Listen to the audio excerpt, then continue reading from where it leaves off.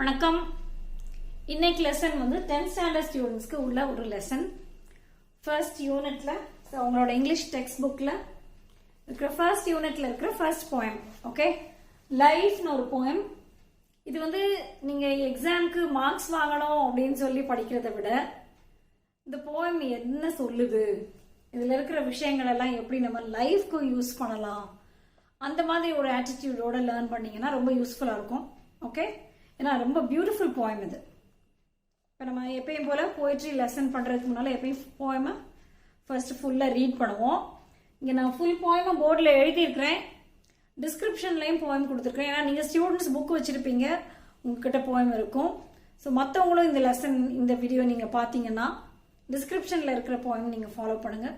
ஏன்னா நான் இங்கே இதை மறைச்சி நின்றுட்டு புக்கிலேருந்து ரீட் பண்ணுறேன். Okay, life by Henry Van Dyke.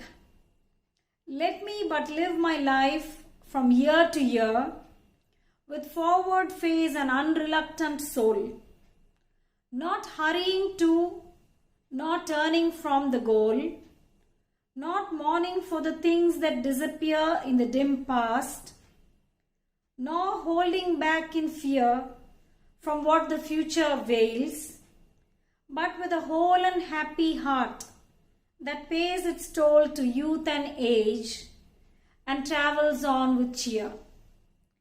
So let the way wind up the hill or down, or rough or smooth, the journey will be joy. Still seeking what I sought when but a boy, new friendship, high adventure and a crown, my heart will keep the courage of the quest and hope the road's last turn will be the best. Okay, so இதுதான் poem. ரொம்ப அழகான poem. இப்போ நம்ம வரி வரியா அதோட meaning எல்லாம் நம்ம பார்க்கலாம். ஓகே, ஸோ இந்த போயம் நீங்கள் வந்து இந்த ஒரு வேர்டுக்கும் என்ன அர்த்தம்னு நம்ம பார்க்கணும். எந்த வேர்டையும் நம்ம வந்து ஸ்கிப் பண்ணிட்டு போக முடியாது. அப்புறம் நம்மளுக்கு தெரிஞ்ச மீனிங் தான் இதுவாக இருக்கும் அப்படின்னு நினச்சி அசியூம் பண்ணிட்டும் போக முடியாது. ஃபார் எக்ஸாம்பிள் யூ சி லெட்டுங்கிற வேர்டுக்கு அலாவுன்னு ஒரு மீனிங் இருக்குது, ஆனால் இங்கே வந்து அலாவுங்கிற மீனிங் இல்லை. ஸோ நான் யூடியூப்பில் சில சேனல்ஸ் நான் பார்த்தேன், இந்த போயமை டீச் பண்ணியிருக்காங்க சில பேர். அவங்க எல்லாருமே வந்து அலாவுங்கிற மீனிங்கில் மாதிரி சொல்லியிருக்காங்க. போயிட்டு வந்து என்னைய வாழ விடுங்க அப்படின்னு சொல்கிறாரு அப்படின்ட்டு. ஸோ அந்த மாதிரி இல்லை, இது அவரை யாரும் பிடிச்சி வச்சிருக்கல வாழ விடாமல். ஓகே, ஸோ லெட்டுக்கு வந்து நிறைய மீனிங்ஸ் இருக்குது, ஒரு 10 மீனிங்ஸ் கிட்ட இருக்குது. அதில் ஒரு மீனிங் என்னென்னா where you express a strong desire or wish to do something. So அந்த மீனிங் தான் இங்கே let me but live my life. So இங்கே ஒரு பட் வருது பாருங்க. let me சொன்ன உடனே ஒரு பட். ஜென்ரலாக நம்ம எல்லாருக்கும் தெரிஞ்ச ஒரு அர்த்தம் என்ன பட்டுக்கு? ஆனால். அதான் எல்லாருக்கும் தெரிஞ்ச மீனிங். ஆனால்ங்கிற வேர்டை நம்ம எப்போ போடுவோம்? முதல்ல எதையாவது ஒரு விஷயத்த சொல்லிட்டு அது கான்ட்ரடிக்ட் பண்ணுற மாதிரி இன்னொரு விஷயம் சொல்லும் போது தான் ஆனால்னு சொல்லுவோம். ஆனால் இங்கே நம்ம எதுவுமே சொல்லலை, ஆரம்பத்திலேயே ஆனால்னு சொன்னோம்னா எப்படி? ஸோ அப்போ அங்கே பட்டுக்கு ஆனால்ங்கிற அர்த்தம் கிடையாது. ஓகே, ஸோ வேற என்ன அர்த்தம் அப்படின்னா லிட்டரரி மீனிங், ஒரு எம்ஃபசிஸ்க்காக சொல்கிறது, ஒரு லிட்டரரி பர்பஸ்க்காக இந்த மாதிரி ஆல்வேஸ்ங்கிற மீனிங்கில் அதை யூஸ் பண்ணுறாங்க. Let me always live my லைஃப்னு அர்த்தம். ஸோ அதை வந்து ஒரு கேஷுவலாக சாதாரணமாக சொல்லிட்டு போல ஒரு எம்ஃபட்டிக்காக ஸ்ட்ராங்காக ஒரு அழுத்தத்தோட சொல்கிறப்ப இந்த பட் என்ன விஷயத்தை நம்ம சொல்ல போகிறோமோ அந்த விஷயத்துக்கு முன்னால் பட் போட்டு சொல்லும் போது அதை நம்ம ஒரு அழுத்தமாக சொல்கிறோன்னு அர்த்தம். ஓகே, ஸோ போயிட்டு என்ன சொல்கிறாருன்னா let me always live my life, let me but live my life from year to year. So year to இயர்னா ஒரு வருஷமாக அப்படி மொத்தமாக இல்லாமல் கிராஜுவலாக அப்படி கொஞ்சம் கொஞ்சமாக ரசித்து சின்ன சின்ன கோல்ஸாக செட் பண்ணி அதை ரீச் பண்ணிட்டு அப்புறம் அடுத்து அதுதான் டே டு டே அப்படின்னு நம்ம சொல்லுவோம்ல, டே டு டே எக்ஸிஸ்டன்ஸ். அன்னன்னைக்கு வேலை பார்ப்பாங்க, போய் அந்த கூலி வாங்குவாங்க, அன்னைக்கு அதை சாப்பாடு சமைச்சு சாப்பிட்ருவாங்க, அவ்வளோதான், the day is over. So அது மாதிரி they don't plan much for the future. Sometimes they can't even afford to plan for the future. அந்த மாதிரி ஒரு எக்ஸிஸ்டன்ஸ் இருக்கும் சில பேருக்கு. ஆனால் சில நேரம் சில பேர் வந்து அதை ஒவ்வொன்றா அதை என்ஜாய் பண்ணி பார்ட் பை பார்ட் பண்ணிட்டு இருப்பாங்க லைஃப்பை. அது மாதிரி சொல்கிறார் போய்ட். ஓகே, ஒரு மெக்கானிக்கலாக ஒரு ரஷ் இல்லாமல் he wants to enjoy life, he wants to live life from year to year.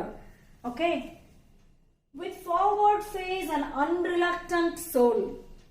Forward face na a face that looks forward, looks forward to what? To future. Hope oda or expectation oda or நம்பிக்கையோட forward face oda நான் வந்து வாழ்க்கையை வாழணும் அதான் சொல்றேன். With forward face and unreluctant soul. Reluctantனா என்னன்னா willing உடைய opposite. வில்லிங்னா ஒரு விஷயத்தை விரும்பி நம்ம பண்றது. இப்போ ரிலக்டன்ட்னா அன்வில்லிங். அப்போ அன்ரிலக்டன்ட்னா வில்லிங்கா? அன்ரிலக்டன்ட்டுக்கு பதிலாக வில்லிங்கே போடலாம்ல அப்படின்னா அப்படி அதுக்கும் இதுக்கும் ஒரு டிஃப்ரென்ஸ் இருக்கு. You see, good is not equal to not bad. சாப்பாடு எப்படி இருந்துச்சு அப்படின்னா குட்னு சொன்னால் நம்ம என்ன மீன் பண்ணுறோம், நாட் பேட்னு சொன்னால் என்ன மீன் பண்ணுறோம். யூ சி, மோசமாக இல்லைன்னு சொல்கிறது வந்து நல்லா இருந்துச்சுங்கிறதுக்கு ஈக்குவல் இல்லைல்ல. சேம் வே வில்லிங்காக எல்லா விஷயத்தையும் பண்ணுறதுங்கிறது அது ஒரு ஆட்டிடியூட். ஆனால் ரிலக்டண்ட்டாக பண்ணாமல் இருந்தாலே பெரிய விஷயம். யூ சி, ஒரு எதையும் பிடிக்காம அந்த மாதிரி இல்லாமல் சி அன்ரிலக்டன்ட் சோலோட. So how does the poet want to live his life? With forward face and unreluctant soul. Not hurrying to, not turning from the goal. So இந்த கோலை வந்து இங்க ரெண்டு இதுக்குமே அப்ளை பண்ணணும். Not hurrying to the goal, not turning from the goal. ஒரு goal set பண்ணியிருக்கோம், ஒரு நம்மளுக்கு ஒரு ட்ரீம் இருக்கு, ஒரு டெஸ்டினேஷன் ரீச் பண்ணணும் அப்படின்னா அதை நோக்கி வேகமாகவும் போகாம ஹரியிங் அப்படியும் போகாம, at the same time when you face misfortunes, when you face difficulties on the way, without turning away from the goal. So கோலை விட்டு திரும்பி வராமையும் அதை நோக்கி ரொம்ப வேகமா போகாமையும் ரெண்டுக்கும் நடுவில் பேலன்ஸ்டா. Okay, not hurrying to the goal, not turning from the goal. இதுவும் இல்லை அதுவும் இல்லை. Not mourning for the things that disappear in the dim past. So dim past வந்து டிம் ஆயிரும். நம்ம முன்னால போக போக பழைய விஷயங்கள்லாம், நம்ம நடந்து வந்த பாதை, நம்ம கடந்து வந்த பாதை, அந்த மெமரிஸ், அந்த எக்ஸ்பீரியன்சஸ் அதெல்லாம் வந்து டிம் ஆயிரும். ஸோ அந்த டிம் பாஸ்ட்ல சில இன்சிடென்ட்ஸ், மெமரிஸ் அதெல்லாம் வந்து டிசப்பியர் ஆயிரும். அந்த டிசப்பியர் ஆகிற மறைஞ்சு போகிற விஷயங்களை நினைச்சு கவலைப்படாம, ஸோ வெறும் கவலை மட்டும் இல்லை. What is the word the poet uses? Morning. Morn எப்போ பண்ணுவோம்? நம்ம யாராவது ஒருத்தர் இறந்து போனா அவங்களோட இழப்பை நினைச்சு நம்ம வந்து ஒரு துக்கப்படுவோம், துயரப்படுவோம். You see, it's a greater word. Not just feeling sad about something, but mourning for the loss of somebody, of something. So நம்மளோட பாஸ்ட்ல நம்ம என்ன விஷயங்களை நினைச்சு ஜென்ரலாக நம்ம மிஸ் பண்ணுவோம், வருத்தப்படுவோம்னா நம்மளோட happy childhood days. And as we get older we think of our youth. So அந்த மாதிரி விஷயங்கள் எல்லாம் நினைச்சு வருத்தப்படாம, ஏன்னா அங்கேயே நின்றுவோம். அப்புறம் sometimes we don't take the next step forward. So அந்த மாதிரி இருக்காம, not mourning for the things that disappear in the dim past, அதுவும் இல்லாம nor holding back in fear, nor holding back in fear from what the future veils. veilனா என்னன்னா, veil நவுனாவும் வரும், வேர்பாவும் வரும். veil நவுனா ஒரு திரை, வேர்பானா ஒரு கவர் பண்ணுதுன்னு அர்த்தம். ஒரு திரை போட்டு மூடி இருக்கு. ஃபியூச்சர் வந்து என்ன விஷயங்களெல்லாம் நம்மளுக்கு கொடுக்க போகுதோ இனிமே அது எல்லாத்தையும் நம்மளுக்கு இப்போ காட்டாது. we don't know what the future has for us. Okay, நம்மளுக்கு அடுத்தடுத்த நிமிஷம், அடுத்தடுத்த நாள் போக போக தான் நம்மளுக்கு தெரியும். we plan, but that's a different thing. but we don't know what awaits us.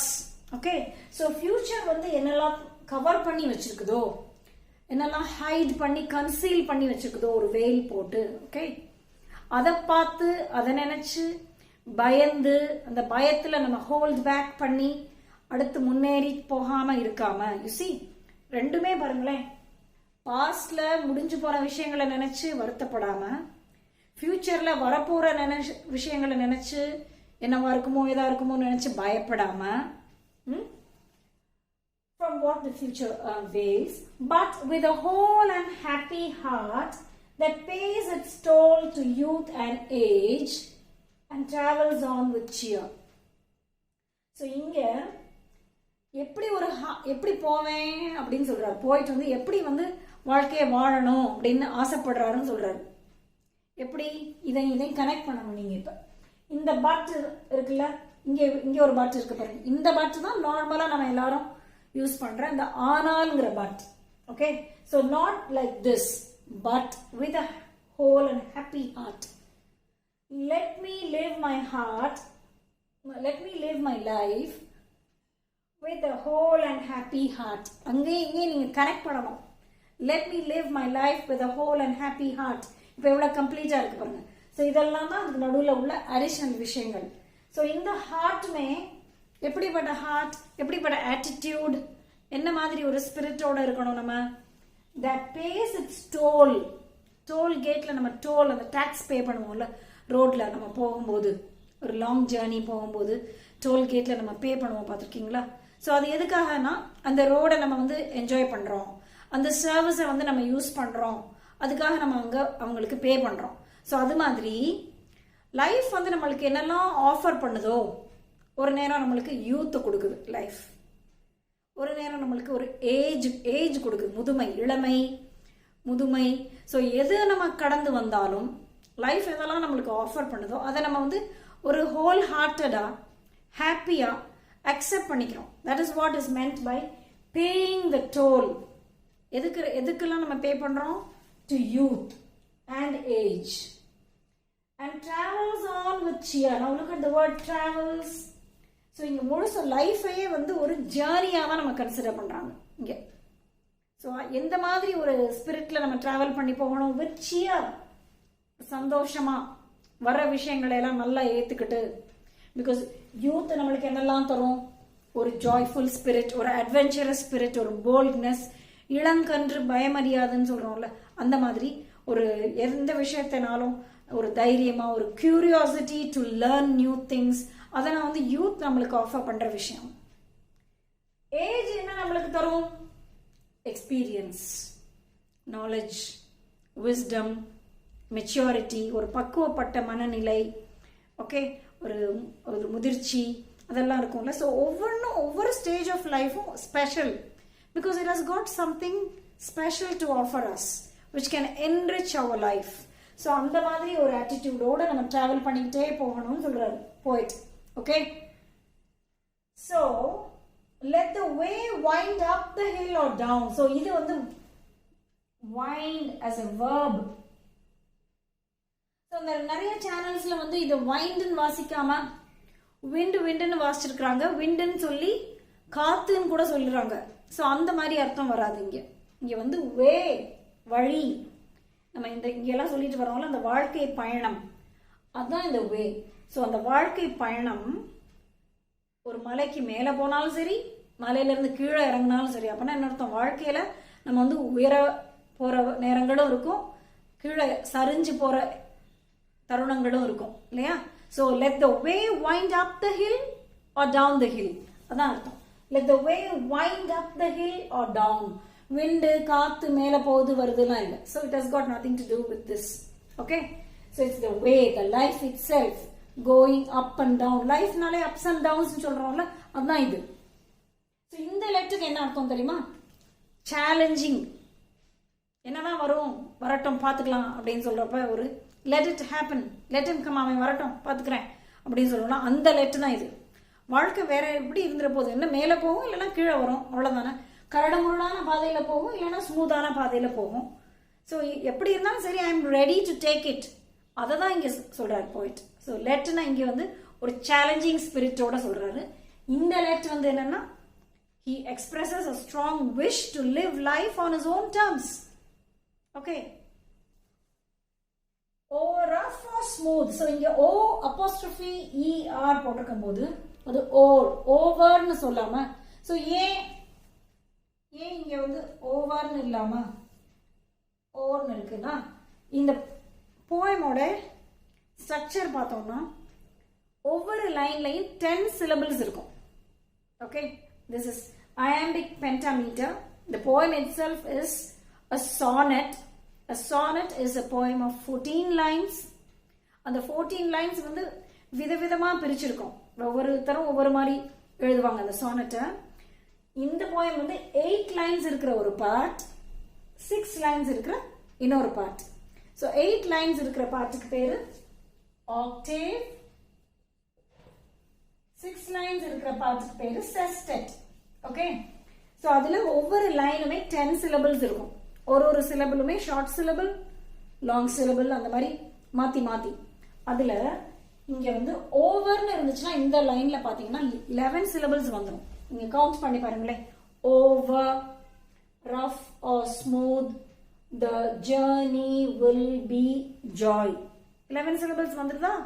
அதனால அந்த 2 syllables இருக்கிற வேர்டை சுருக்கி அப்போஸ்ட்ரோஃபி போட்டு ஓட். ஸோ வாசிக்கிறப்ப நம்ம ode. But you should know that the word is nothing but over. Okay, so இந்த மாதிரி நம்மளுக்கு தமிழ்லையும் செய்யுள்ளெல்லாம் இருக்கும். நம்மளுக்கு அந்த அந்த நேரத்தில் அந்த மாத்திரை அந்த ஒலியெல்லாம் வந்து நம்ம நீட்டி ஒலிக்கிறது, அப்புறம் சுருக்கி குறுக்கி வர்றதெல்லாம் இருக்கும். அது மாதிரி தான் இது, right? So or rough or smooth. So அந்த வாழ்க்கை பயணம், அந்த பாதை மேலே போனாலும் கீழே வந்தாலும், ரஃப்பான வேல போனாலும் ஸ்மூதா இருந்தாலும், the journey will be joy. You see, the journey, that is the process. journey எப்படி இருக்கணும், எப்படி இருக்கும், will be joy. ஸோ அதான் நம்மளுக்கும் சொல்றாரு போயிட். எப்படி இருக்கணும்னா ஜாய்ஃபுல்லா இருக்கணும். அந்த ஜேர்னியே ஒரு ஜாயா இருக்கும். இங்க கூட ஜாய்ஃபுல்னு சொல்லலை, ஜாய் நவுன். see, ஏன்னா அந்த அந்த the entire process. so it is not what you get in the end. அடுத்து நம்மளுக்கு கோல் என்ன இருக்கு, அதை ரீச் பண்ண போறோம், அங்க என்ன கிடைக்குங்கிறத விட life is a journey where you should cherish what you become in the process, not what you get in the end.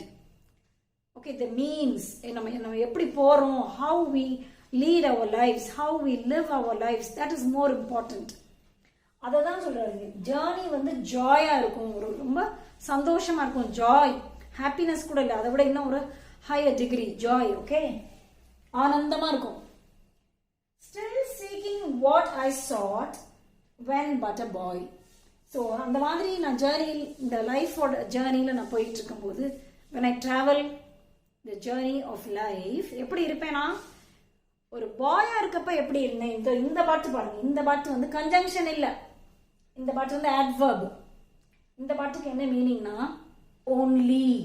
Okay, onlyனா என்ன, merely, just. நான் வந்து when I was just a boy, when I was only a boy, when I was merely a boy, ரொம்ப சின்ன பையனா இருந்தபோது எனக்கு என்னெல்லாம் நான் தேடனோ, என்ன விஷயங்களெல்லாம் பெருசா நினைச்சு தேடனோ, what are those things? New friendship, high adventure and a crown.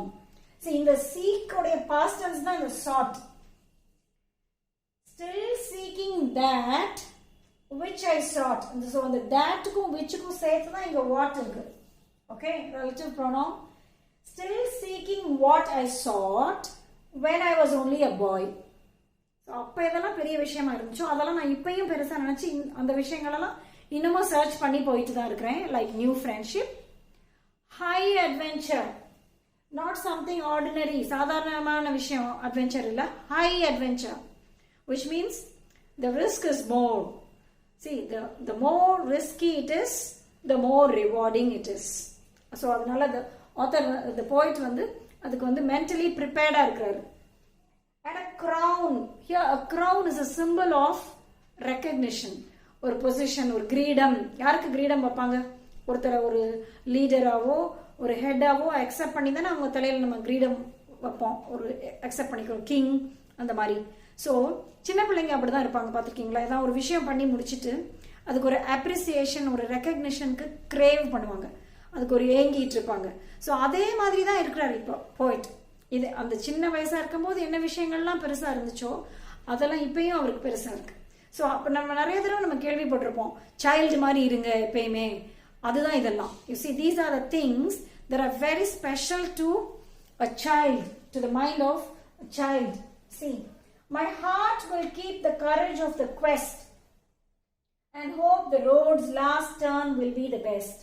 So, என்னோட ஹார்ட் வந்து இந்த questனா சர்ச், தேடல். சாதாரண சர்ச் கிடையாது. சும்மா ஏதாவது ஒரு சாமான காணோம்னா தேடிட்டு இருக்கோம்னா அங்க வந்து questன்னு சொல்ல முடியாது. Quest means a long search for something that is difficult to achieve. Happiness, அந்த மாதிரி ஒரு பீஸ், அந்த மாதிரி ஒரு விஷயங்களை தேடி நம்ம போறோம்ல, தேடல். வாழ்க்கையில ஒரு தேடல் அப்படின்னு சொல்றோம்ல, அதோட பர்பஸை தேடுறது, லைஃபோட பர்பஸை தேடுறது. ஸோ அதெல்லாம் தான் வந்து ஒரு குவெஸ்ட்ன்னு சொல்லுவோம். ஸோ அந்த குவெஸ்ட்டுக்கு வந்து ஒரு கரேஜ் இருந்தால் தான் முடியும். ஒரு தைரியம், ஒரு வீரம் இருந்தால் தான் அந்த குவெஸ்ட்டில் வந்து நம்ம வந்து நிலைச்சு நிற்க முடியும், நீடிச்சு அதில் பயணம் பண்ண முடியும். Right? And hope the road's last turn will be the best. So இந்த மாதிரி நம்ம ட்ராவல் பண்ணி போகும்போது, எதில் ட்ராவல் பண்ணி போகிறோம்? வாழ்க்கைங்கிற ஒரு பாதையிலேயே ட்ராவல் பண்ணி போகும்போது லாஸ்ட் டேர்ம் தான் பெஸ்ட்டாக இருக்கும் அப்படிங்கிற ஒரு எதிர்பார்ப்போடையே, ஒரு நம்பிக்கையோடையே போய்கிட்டு இருக்கணும். Right? the road's last turn will be the best. அப்போ தான் நம்ம வந்து இன்னும் பெட்டரான விஷயங்களை தேடி தேடி போக முடியும். இல்லைன்னா என்ன ஆயிரும், நம்ம ஒரு பாதியில் ஏதாவது ஒரு விஷயத்தை நம்ம பார்த்து அங்கேயே நம்ம வந்து ரொம்ப சாட்டிஸ்ஃபை ஆகி இருந்துட்டோம் அப்படின்னா we don't go for higher things. So we should not settle for less. We should not be mediocre. Ordinary life lead பண்றதுக்கு சம்மதம் இல்லாம you should go for the bigger things. Okay? So ரோடோட last turn தான் பெஸ்டா இருக்கும் அப்படின்னு நினைச்சு நம்ம போய்கிட்டே இருக்கணும். And as I said earlier, it is the journey. So அந்த journey தான் நம்மளுக்கு rewarded. அந்த last டர்ன்ல the kind of person that you would have become is more rewarding than what you get there. Okay? So இந்த poem வந்து லைஃப்க்கு ரொம்ப ரொம்ப தேவையான poem. 10th ஸ்டாண்டர்ட்ல ஃபர்ஸ்ட் யூனிட்லேயே வச்சிருக்கிறது ரொம்ப நல்ல விஷயம். இது அப்புறமா நீங்கள் வந்து எக்ஸாம்லாம் முடிச்ச பிறகு கூட you should remember these things and apply what you have learned in your life later. Okay? சும்மா நம்ம எக்ஸாமுக்கு கொஷின் ஆன்சர்ஸும் இஆர்சியும் படித்து எழுதி மார்க்ஸ் வாங்கிட்டு அதோட மறந்துடாம, ஓகே, அந்த மாதிரி அர்த்தத்தை புரிஞ்சு படித்தோம்னா இந்த போயமை மெமரைஸ் பண்ணுறதுக்கு உங்களுக்கு ரொம்ப ஈஸியாக இருக்கும். ரைட்? இந்த போயமோட ரைம் ஸ்கீம் பாருங்க. Year, soul, goal, disappear. So இது வந்து ஃபர்ஸ்ட் லைன் ஒரு ரைம், செகண்டும் தேர்டும் ரைம் ஆகுது. இந்த ஃபோர்த் லைன் திருப்பி ஃபர்ஸ்ட் லைனோட ரைம் ஆகுது. ஸோ ஏபிபிஏ, திருப்பியும் fear, whole, toll, cheer. ABBA. இது வந்து வேற கம்ப்ளீட்டா வேற வேர்டு, அதனால சி போட்டிருக்கோம் நம்ம. டவுன், கிரவுண்ட் ரைம் ஆகுது. C C. Joy, boy, DD. அப்புறம் கடைசி ரெண்டு லைன்ஸ் வேற, அதனால இ போட்டுக்கோம். ஸோ போயமோட ரைம் ஸ்கீம் கேட்டால் நம்ம இப்படி தான் எழுதணும். ABBA, ABBA, CDDC, EE. Okay? So ரொம்ப நல்ல poem. The poet, you see, he lived in the second half of the 19th century and in the first half of the 20th century. He was an American poet. He was a professor in Princeton University. He has beautifully brought out the philosophy of life, the kind of attitude you should have when you live life to its fullest, not settle for anything less than that. Okay? இந்த poem உங்களுக்கு நல்லா புரிஞ்சிருந்துச்சுன்னா அவசியம் உங்கள் ஃப்ரெண்ட்ஸ்க்கும் share பண்ணி அவங்களுக்கும் help பண்ணுங்க. ஏன்னா அர்த்தம் புரிஞ்சிச்சுன்னா படிக்கிறது ரொம்ப ஈஸி. அப்புறம் போயம்லேருந்து என்ன கொஷின்ஸ் கேட்டாலும் நீங்கள் ஆன்சர் பண்ணலாம். இதுலேருந்து இந்த 4-5 கொஷின்ஸை மட்டும் படித்து வச்சுக்கிட்டு அந்த கொஷின்ஸ் வந்துடணுமே, அது வந்தால் தான் நம்ம ஆன்சர் பண்ண முடியும்னு இல்லாமல் என்ன வேர்டோட மீனிங் கேட்டாலும் நம்ம எழுத முடியணும், என்ன லைனோட மீனிங் கேட்டாலும் எழுத முடியணும். ஓகே? ரைட்? தேங்க்யூ ஃபார் வாட்சிங்.